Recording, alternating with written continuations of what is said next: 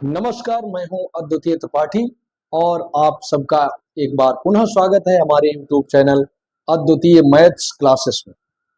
आज हमारा एक आज हमारा जो टॉपिक है वो है पूर्ण संख्याएं। इससे पहले हम लोग देख चुके हैं प्राकृतिक संख्याएं। हम लोग क्या देख चुके हैं? प्राकृतिक संख्याएं। देखिए, प्राकृतिक संख्या और पूर्ण संख्या में थोड़ा अंतर होता है, एक संख्या का ही अंतर होता है।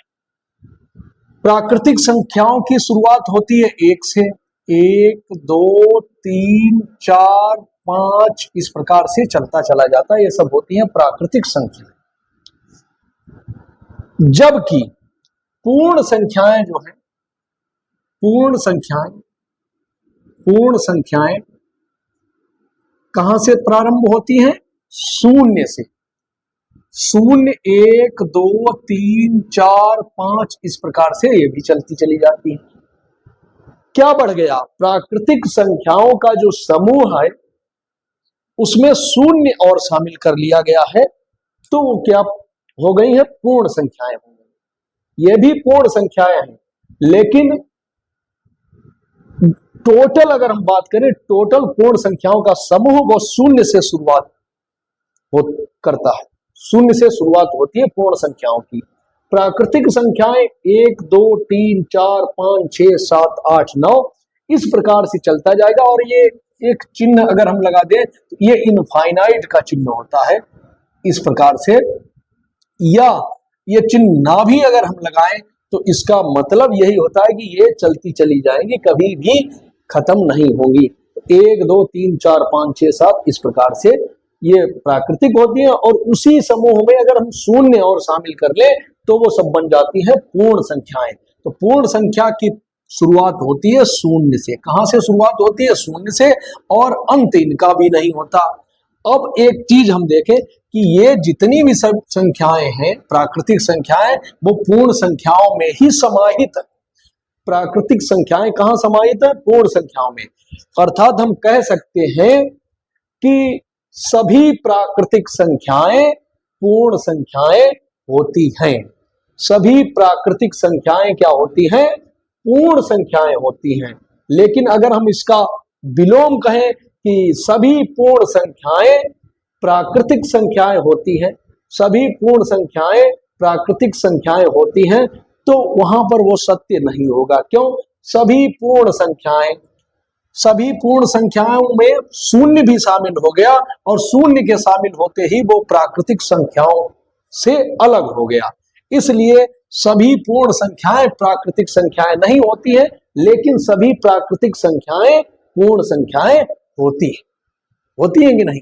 देखिए, जिसका दायरा बड़ा हो, जैसे मान लीजिए ये कोई मकान है, ये कोई जगह है, और यहां पर कोई व्यक्ति है और उसके अंदर एक ये छोटा सा मकान है। तो इसके अंदर अगर हम बात करें, हम ये कहेंगे कि यहां पर जो व्यक्ति होगा, यहां पर होगा, तो ये सब इसके अंदर हैं कि नहीं है? उसके अंदर तो है, लेकिन जो इसके अंदर है वो उसी के अंदर है। वो कहां पर है? इसका जो समूह है वो अलग है। तो ये अगर ना भी समझ में आया हो तो कोई दिक्कत नहीं है। हम यहां बता रहे हैं कि पूर्ण संख्याएं होती हैं वो शून्य से शुरुआत होती है। 0 1 2 3 4 5 6 7 इस प्रकार से चलेगा। ये हो गई पूर्ण संख्याएं। उसके बाद पूर्ण संख्या, संख्या रेखा पर पूर्ण संख्याओं का प्रदर्शन बहुत ही आसान है। जैसा कि हमने बताया था प्राकृतिक संख्याओं का भी संख्या रेखा पर प्रदर्शन, उसी प्रकार से पूर्ण संख्याओं का संख्या रेखा पर प्रदर्शन होगा। अब संख्या रेखा क्या होती है? एक रेखा खींच लीजिए। क्या खींच लीजिए? एक रेखा। सभी लोग जानते हैं रेखा क्या होती है। दोनों तरफ ये एरो का निशान लगा देने पर रेखा बन जाती है। इस रेखा पर समान दूरी पर हम चिन्ह या बिंदु लगा लेते हैं। इस प्रकार से ये दूरी लगभग बराबर है, और हम इस प्रकार से दिखाते हैं इनके बीच, दो बिंदुओं के बीच की दूरी सदैव बराबर रहे। और पहले बिंदु पर हम लिखते हैं 0। क्या लिखते हैं? 0, क्योंकि पूर्ण संख्याओं की शुरुआत ही कहां से होती है? 0 से होती है। उसके बाद हम क्या लिखते हैं? 1, फिर 2, 3, 4, 5 और कुछ बिंदु हम खाली छोड़ देते हैं, क्योंकि हमको ये दिखाना है कि ये यहीं तक नहीं है, ये आगे तक जाती हैं। तो इस प्रकार से ये पूर्ण संख्याओं का संख्या रेखा पर प्रदर्शन हो गया। पूर्ण संख्याओं का संख्या रेखा पर प्रदर्शन ये है। इस प्रकार से कर लेंगे, कोई दिक्कत नहीं आने वाली है हमारी समझ से। अगर कोई दिक्कत हो तो हमें आप बता सकते हैं कमेंट बॉक्स के माध्यम से कि क्या है, तो हम अगले वीडियो में उसको पुनः सही करके बताएंगे। और जो भी नहीं समझ में आया हो तो हम अगले वीडियो में उसको दोबारा से रिपीट करके फिर बताएंगे। अब बात हो गई है पूर्ण संख्याओं की, संख्या रेखा पर पूर्ण संख्याओं का प्रदर्शन हो गया। अब हम बात करते हैं क्रमागत पूर्ण संख्याएं। क्या बात करते हैं? क्रमागत पूर्ण संख्याएं। तो क्रमागत पूर्ण संख्याएं क्या होती हैं, यहां पर हम मिटा देते हैं। समझ गए होंगे पूर्ण संख्या कहां से शुरुआत होती है, बताइए। 0, 1, 2, 3, 4, 5, 6, 7, 8। ठीक है, अभी तक हमने यहां पर दो ही चीजें बताई है। इससे पहले बताई थी प्राकृतिक संख्या और आज पूर्ण संख्या। प्राकृतिक संख्याओं का एक मूलतः जो हम यहां पर ये बता रहे हैं कि कक्षा 6 में इकाई नंबर 2 है पूर्ण संख्याएं। इससे पहले इकाई नंबर 1 हो चुका है प्राकृतिक संख्याएं, उसको अलग अलग फिर किसी वीडियो में हम इनको एक साथ लिखेंगे। अभी हम अलग अलग पढ़ा रहे हैं। ये हमारा हम संदर्भ ले रहे हैं कक्षा 6 का, जो हमारा सीखें गणित नाम से पुस्तक हम कक्षा 6 में चल रही है। उस पुस्तक को उस पुस्तक के हिसाब से हम यहाँ पर पढ़ाने का प्रयास कर रहे हैं। अभी ये समझ लीजिए कक्षा 6 के बच्चों के लिए है और वो इसको यहाँ पे देख सकते हैं आसानी से। उनको आगे पढ़ने में बड़ा ही आसानी रहेगी, जो भी गणित सीखें। पूर्ण संख्याएं हो गया, संख्या रेखा पर पूर्ण संख्याओं का प्रदर्शन भी हो गया। क्रमागत पूर्ण संख्याएं क्या हुई, कोई भी संख्या देखिए, जैसे हम सभी लोग जानते हैं कि लगातार, ऐसी लगातार। क्रमागत का मतलब होता है लगातार, अर्थात क्रम से, एकदम से। जैसे 5, 6, 7 ये 3 क्रमागत संख्याएं हो गई। 6, 7, 8, 9, 10, 1, 2, 3, 4, 5 ये 5 क्रमागत संख्याएं। क्रमागत का मतलब होता है एक के बाद अगली संख्या, फिर उसकी अगली संख्या, फिर इस प्रकार की जो संख्याएं होती हैं वो क्या कहलाती हैं? क्रमागत संख्याएं।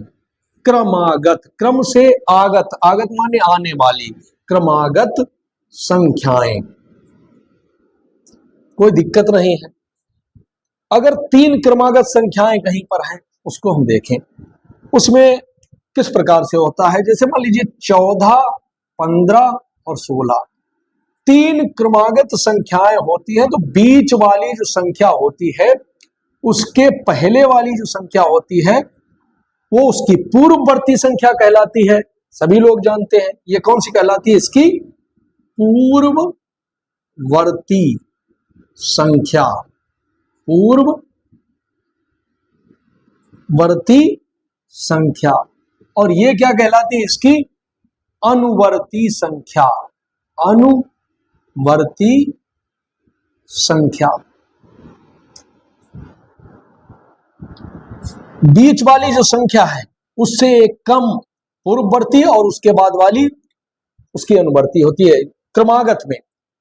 तो यहां पर होता क्या, ये जो संख्या होती है बीच वाली, ये पहली और तीसरी संख्या के योग फल अगर हम करें तो कितना निकल के आएगा। देखिए 14 और 16 कितना हो जाएगा, 14 और 16 अगर जोड़े तो हो जाएगा 30। कितना हो जाएगा, 30। और 30 का आधा कर दें यानी बटे 2 कर दें तो कितना हो जाएगा, 15। 30 का आधा कितना हो गया, 15।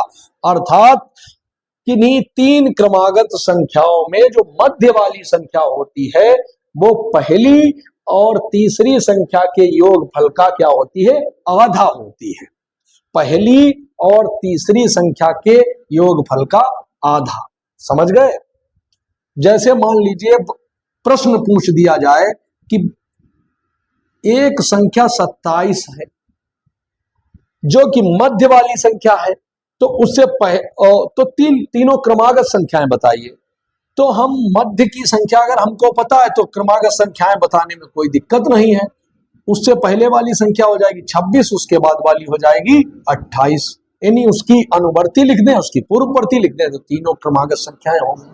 अगर पहली और आखिरी का योगफल उन्होंने दे दिया, कहा कि पहली संख्या और तीसरी संख्या का योगफल 50 है, तो तीनों क्रमागत संख्याएं लिखिए। पहली संख्या और तीसरी संख्या का योगफल 50 है।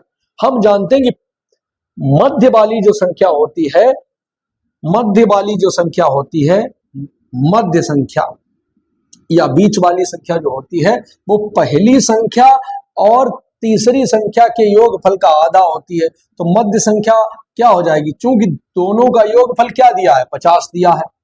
मध्य वाली संख्या का सूत्र होता है पहली संख्या प्लस तीसरी संख्या। अगर तीन क्रमागत संख्याएं हैं तो उसमें बीच वाली जो संख्या होती है वो पहली संख्या और तीसरी संख्या के योगफल का आधा होती है।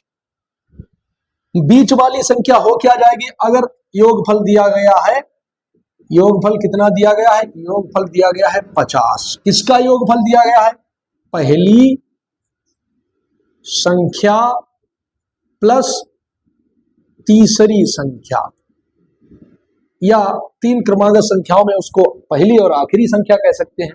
तो उनका योगफल कितना दिया है, 50। तो बीच वाली कितनी निकल के आएगी बताइए। मध्य वाली जो संख्या हो जाएगी वो हो जाएगी 50/2, 50/2 अर्थात 50 की आधी कितनी हो गई, 25। जब हमको पता चल गया कि बीच वाली संख्या 25 हो गई, तो क्रमागत तीनों संख्याएं क्या हो जाएंगी, एक उससे पहले होगी, उससे पहले एक कौन सी होगी, 24, और एक उसके बाद की होगी 26। अर्थात तीनों क्रमागत संख्याएं निकल के आ गई 24, 25, 26। ये यहां पर समझ लीजिए। तो ये क्रमागत पूर्ण संख्याएं समझ गए होंगे। इसके बाद में हम कुछ संक्रियाओं की बात, पूर्ण संख्याओं पर संक्रियाएं तथा गुणधर्म, पूर्ण संख्याओं पर संक्रियाएं तथा गुणधर्म। अच्छा, संक्रियाएं क्या होती है, जोड़, घटाना, गुणा, भाग, ये सब संक्रियाएं कहलाती हैं।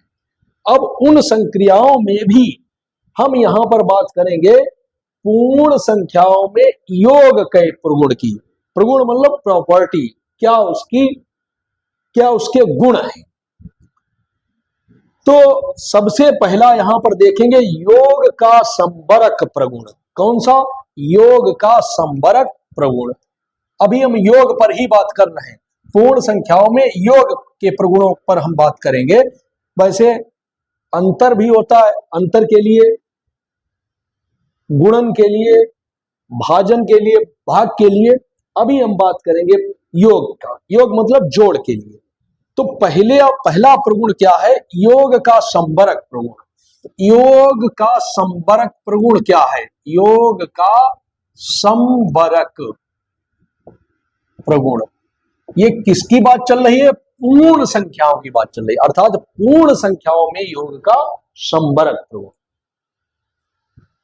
कोई भी दो पूर्ण संख्याएं ले लीजिए, संबरक का मतलब होता है कि योग होने पर उसकी प्रॉपर्टी ना चेंज हो जाए, संख्या जो है वो उसी प्रकार की संख्या बनी रहे। जैसे पूर्ण संख्या है तो पूर्ण संख्या ही बनी रहे, उसको कहते हैं संबरक। संबरक का मतलब उसका प्रॉपर्टी चेंज ना हो। जो अभी संख्या है, योग होने पर संख्या तो बदल जाए लेकिन संख्या कौन सी रहे, वो वही संख्या रहे।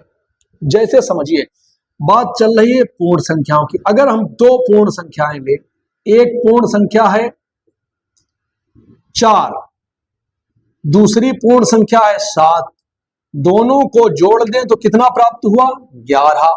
इसका मतलब ये क्या है, 4 क्या है, पूर्ण संख्या है, 7 क्या है, पूर्ण संख्या है, 11 क्या है, ये भी पूर्ण संख्या है। इसका अर्थ क्या निकल के आया है कि एक पूर्ण संख्या में दूसरी पूर्ण संख्या को जोड़ दिया जाए, दूसरी पूर्ण संख्या को जोड़ दिया जाए, तब भी क्या प्राप्त होगा, जो निकल के आएगी जो संख्या, वो भी पूर्ण संख्या ही होगी। अर्थात पूर्ण संख्या और पूर्ण संख्या का योगफल सदैव ही पूर्ण संख्या रहेगा। इसको कहते हैं पूर्ण संख्याओं में योग का संबरक प्रगुण। क्या कहते हैं? पूर्ण योग का संबरक प्रगुण। किसमें? पूर्ण संख्याओं में। ऐसा कोई समूह नहीं होगा, ऐसा कोई दो संख्याओं का जो समूह नहीं होगा जिनको जोड़ने पर कौन सी संख्याएं? पूर्ण संख्याएं। ऐसी कोई दो पूर्ण संख्याएं नहीं होंगी कि जिनको जोड़ने पर पूर्ण संख्या न प्राप्त हो। इसका मतलब क्या है कि सभी पूर्ण संख्याएं, कोई भी दो पूर्ण संख्याएं ले लीजिए उनके समूह में से, और उनका योग करने पर भी हमको पूर्ण संख्या ही प्राप्त होगी। जैसे एक संख्या शून्य और 4, शून्य भी पूर्ण संख्या, 4 भी पूर्ण संख्या प्राप्त किया हुआ 4, तो पूर्ण संख्या में पूर्ण संख्या जुड़ी तब भी पूर्ण संख्या ही प्राप्त हुई। अगली एक पूर्ण संख्या है शून्य, दूसरी पुनः हमने उसी संख्या को लिया और प्राप्त किया हुआ शून्य, तो शून्य भी क्या है? पूर्ण संख्या। यह भी पूर्ण संख्या में पूर्ण संख्या जुड़ने पर पूर्ण संख्या प्राप्त होती है। इसको कहते हैं योग का संबरक प्रगुण। समझ गए होंगे। अगर नहीं समझ में आया तो हमको आप बता सकते हैं, हम अगले वीडियो में उसका निदान करने का प्रयास करेंगे। आगे है योग का क्रम विनिमेय प्रगुण। योग का क्रम विनिमेय प्रगुण। अब देखिए किनमें, ये याद रखिएगा, पूर्ण संख्याओं में योग का क्रम विनिमेय प्रगुण। योग का क्रम विनिमेय प्रगुण क्या होता है? देख लीजिए, योग का क्रम विनिमेय प्रगुण। अब हम यहां पर देखेंगे, कोई भी, जैसा कि नाम से ही प्रतीत होता है, क्रम विनिमेय, कोई दो संख्याएं अगर हम लें और उनको अगर हम जोड़े तो यहां पर जैसे कौन सी संख्याएं ली? दो पूर्ण संख्याएं लेने पर योग कितना आ गया इनका? 11। अगर इनके हम क्रम को बदल दें, यहां पे 6 कर दें, यहां पे 5 कर दें, तब भी योग कितना रहा है? 11। अर्थात पूर्ण संख्याओं में इसको हम कहते हैं योग का क्रम विनिमेय प्रगुण। क्रम का कोई प्रभाव नहीं पड़ता है।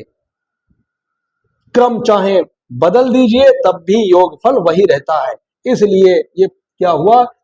पूर्ण संख्याओं में योग का क्रम विनिमेय प्रगुण। जैसे कोई भी दो संख्याएं ले लीजिए, आप 20 और 5 लिखिए, या फिर उसी को लिखिए 5 + 20, आएगा उत्तर 25 ही। अर्थात क्रम का कोई प्रभाव नहीं पड़ा। इसको कहते हैं योग का क्रम विनिमेय प्रगुण। उसके बाद हम देखते हैं योग का तत्समक अवयव। योग का तत्समक अवयव। तत्समक अवयव क्या होता है इसको समझ लीजिए। तत्समक अवयव किसके? योग का। योग का तत्समक अवयव। यहां पर हम देखते हैं कि कोई एक संख्या है 3, उसमें अगर हम शून्य जोड़े तो क्या प्राप्त होता है? 3। 4 है, उसमें भी शून्य जोड़े तो कितना प्राप्त होता है? 4। शून्य में 4 जोड़े तब भी कितना प्राप्त होता है? 4।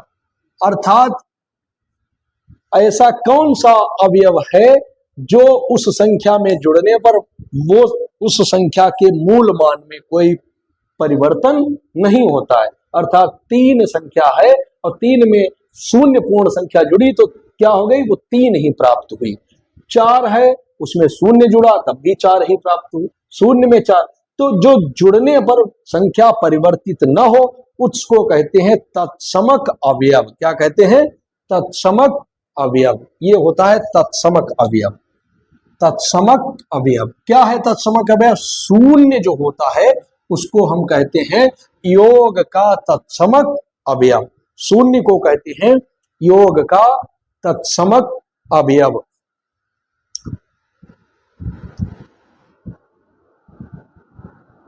समझ गए? तो शून्य जो होता है, किसी पूर्ण संख्या में यदि शून्य को जोड़ा जाता है तो योगफल वही संख्या प्राप्त होती है। इसलिए जो शून्य हम जो होता है वो क्या होता है, योग का तत्समक अवयव। समझ गए होंगे। उसके बाद योग का सहचर्य प्रगुण, योग का सहचर्य प्रगुण, योग का सहचर्य प्रगुण। इसमें क्या है कि कोई तीन संख्याएं अगर हम यहां पर इस प्रकार से ले, जैसे मान लीजिए 4, 5 और 6, इनका योगफल करें तो इसमें जो भी योगफल, अगर हम इसको इसको पहले जोड़ लें, ब्रैकेट लगाने का मतलब ये और ये पहले साल होगा, कितना हो जाएगा देखिए, 6 और 5 11, 4 और 11 मिलके कितना हो गया है 15, कितना हो गया है 15।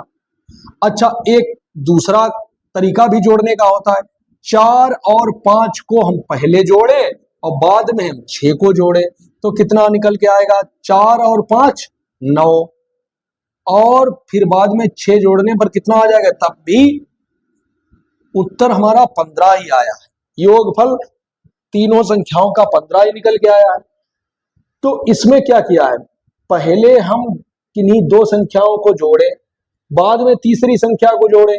अगला ये भी हो सकता है कि 4 और 6 जोड़ दे, बाद में 5 जोड़े। तो इसको कहते हैं कि योग का सहचर्य प्रगुण। सहचर्य का मतलब होता है कि उसमें हम जो संक्रिया करें एक साथ तो सब जोड़ नहीं लेंगे, तो इसको पहले जोड़ें, बाद में तीसरी संख्या जोड़ें, या दूसरी तीसरी पहले जोड़ लें, बाद में उसको पहली वाली संख्या में जोड़ें, तो उसके जो योगफल निकल के आएगा उसके मान में कोई परिवर्तन नहीं होगा। और इसको हम कहते हैं योग का सहचर्य प्रगुण। इसको कहते हैं योग का सहचर्य प्रगुण।